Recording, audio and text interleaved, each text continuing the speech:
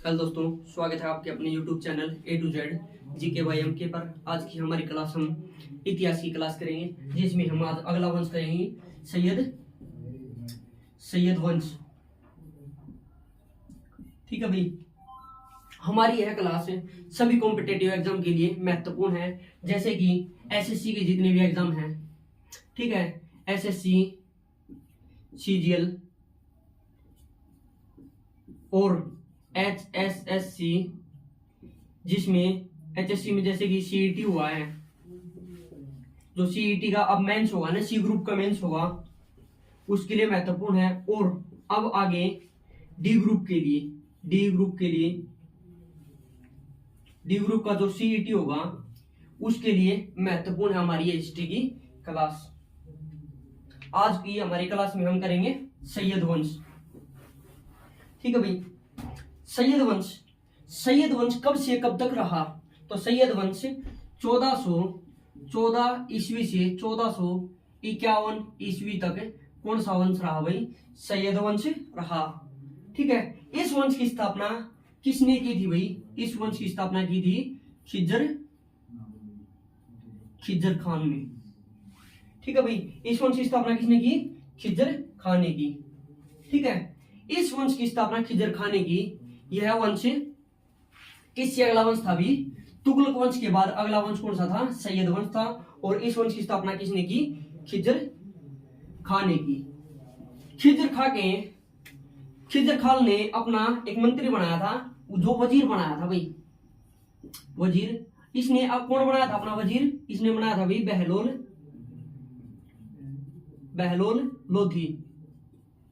बहलोल लोधी को खिज्जर खान ने अपना वजीर बनाया था।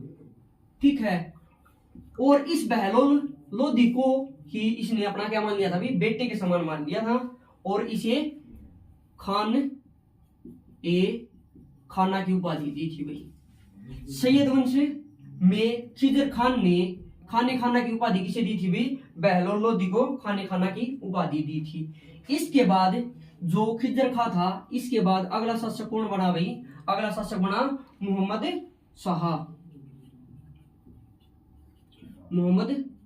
शाह। ठीक है भाई, मोहम्मद शाह अगला शासक बना।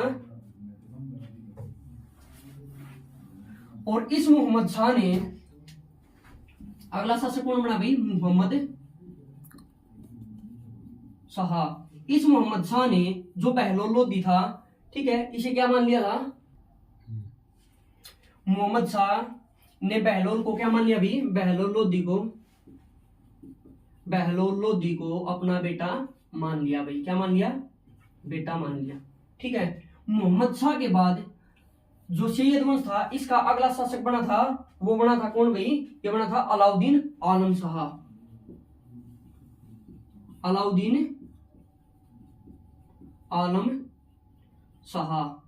अगला शासक अलाउद्दीन आलम शाह बना।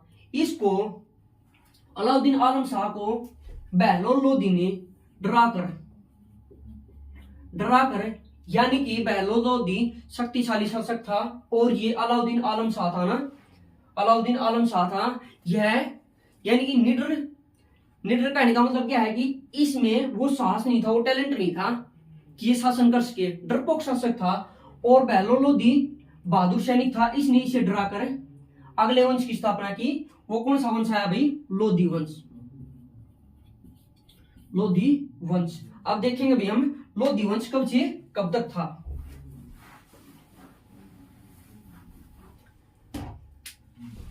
अब देखो भाई, लोधी वंश 1451 ईस्वी से 1526 ईस्वी तक कौन सा वंश रहा भाई? लोधी वंश रहा। इस वंश का संस्थापक कौन है भाई? बहलोल लोधी।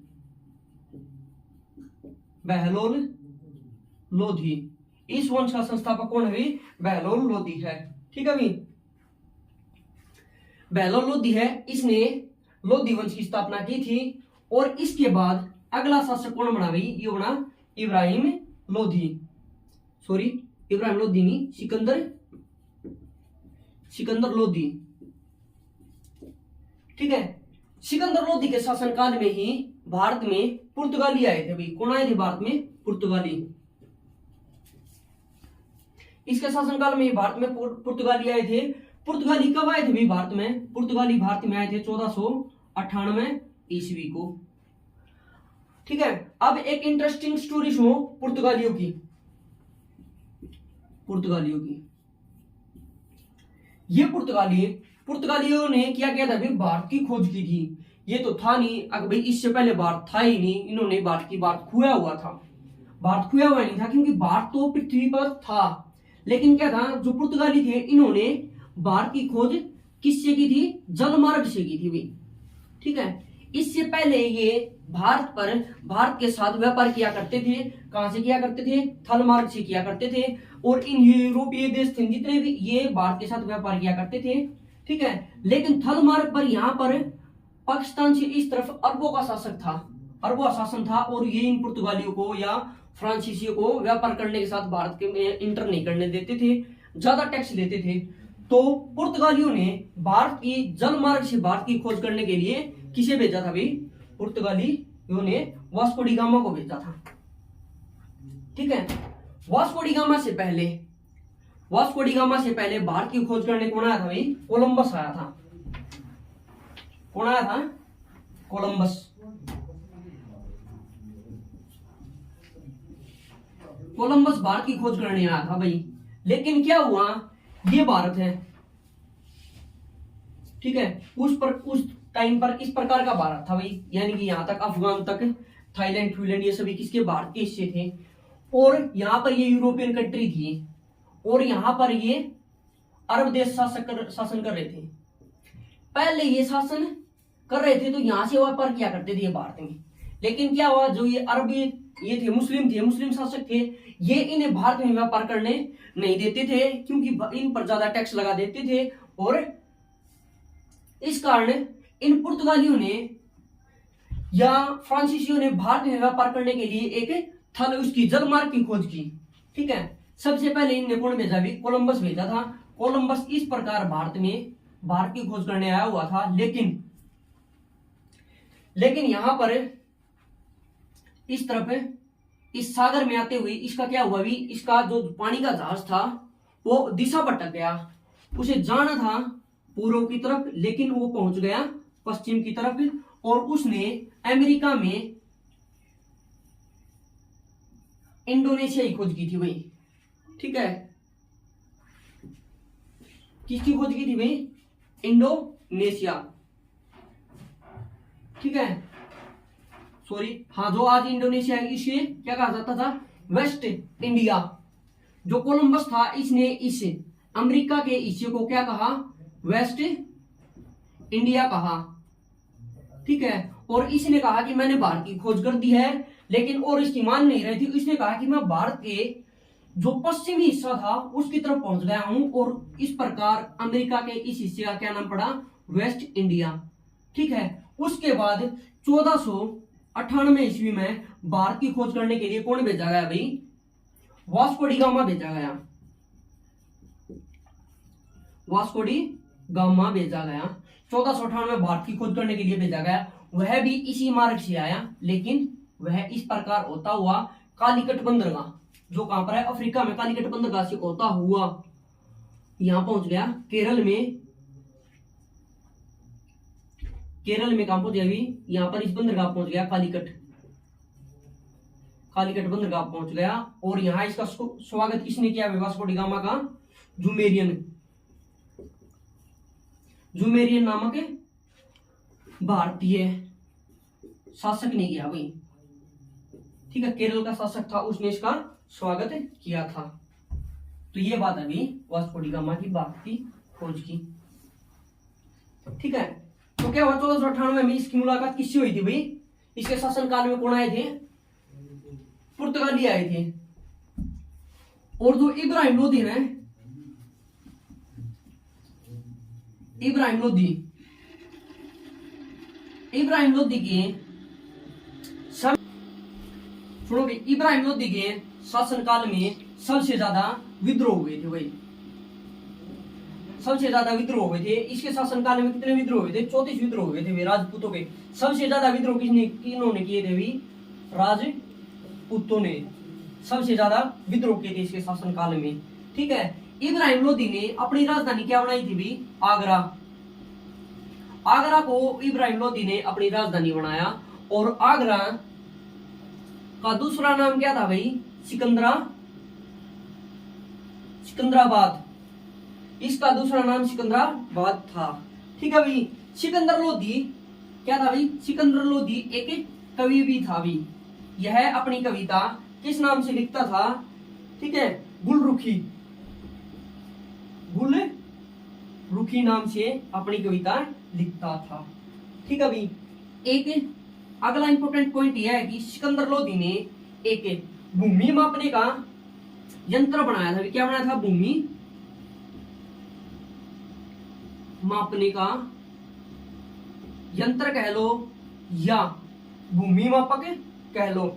भूमि मापने का पैमाना बनाया था, जिसे क्या कहा भाई? इसे कहा गया सिकंदरी गज। क्या कहा गया इसे? सिकंदरी गज कहा गया। ठीक है। एक गज में इंपॉर्टेंट बात ये क्या है भाई? एक गज में कितने सेंटीमीटर होते हैं? तो एक गज में कितने होते हैं भाई? 30 सेंटीमीटर होते हैं एक गज में। ठीक है भाई। इससे अगला शासक कौन आया भाई? सिकंदर लोदी के बाद अगला शासक कौन बना? अगला शासक बना इब्राहिम लोदी। सबसे इंपॉर्टेंट है भाई इब्राहिम लोदी। इब्राहिम लोदी इंपॉर्टेंट क्यों है? क्योंकि इसके शासनकाल में ही क्या हुआ था? बाबर ने आक्रमण किया था और मुगल वंश की स्थापना की थी भाई इसे हराकर। अगला शासक कौन है भाई? अगला शासक है इब्राहिम लोधी।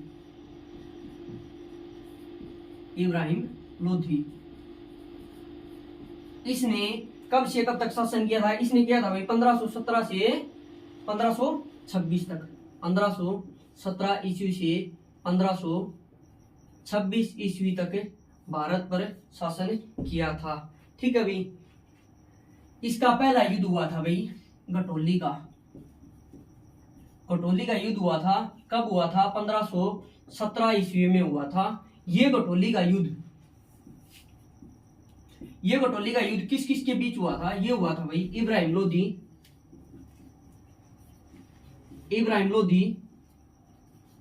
व यानी कि प्लस इब्राहिम लोधी और राणा सांगा के बीच यह युद्ध हुआ था। ठीक है भाई। क्योंकि इसके शासनकाल में भी जो राजपूत थे वे जो थोड़े उग्रुक हो गए थे, कहने का मतलब थोड़े एक्टिव हो गए थे। इससे पहले ये दबे हुए थे बेचारे। इन राजपूतों में जो मेवाड़ के शासक थे राणा सांगा था, इसने भाई इसके जीना आराम कर रखा था। किसका? इब्राहिम लोधी का। ठीक है भाई। और अगला युद्ध हुआ था 1519 में मेहरगढ़। ठीक है, मेहरगढ़ का युद्ध हुआ था। यह युद्ध किस किस के बीच में हुआ था? मेहरगढ़ का युद्ध। यह युद्ध किस किस के बीच में हुआ था भाई? यह युद्ध हुआ था इब्राहिम लोधी व बाबर के बीच में। ठीक है, सॉरी, ये युद्ध इब्राहिम के बीच में। मेहरगढ़ के ऊपर किसने आक्रमण किया था? बाबर ने किया था भाई। भारत में इंपॉर्टेंट बात यह है कि भारत में यहां पर सबसे पहले इसने तोप व गोलों का उपयोग किया था। तोपों का उपयोग किया था। किसने किया था? बाबर ने किया था। कब किया था? 1519 के युद्ध में किया था। मेहरगढ़ के किले पे इसने आक्रमण किया था। ठीक है। इसके दो प्रसिद्ध तोपची थे भाई। ठीक है, भारत में सबसे पहले तोपगोड़ों का युद्ध, तोपगोड़ों से युद्ध किसने लड़ा था भाई? बाबर ने लड़ा था। इसके दो तोपची थे भाई। एक का नाम था मुस्तफा खान और दूसरे का नाम था उस्ताद अली।